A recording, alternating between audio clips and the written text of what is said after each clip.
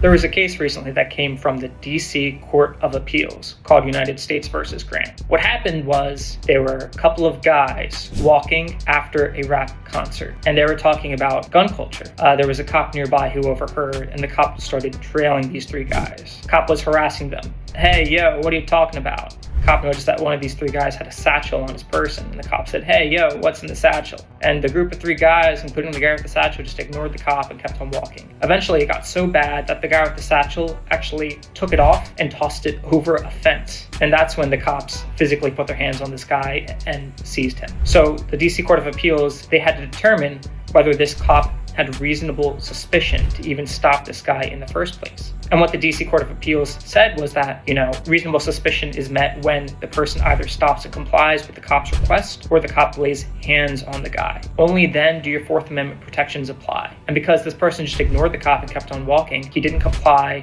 and the cops only put his hands on him after he had already thrown the bag. So the cops held that he wasn't seized until the person threw his bag. At that point, it was highly suspicious behavior, reasonable suspicion was met, and it was proper under the Fourth Amendment.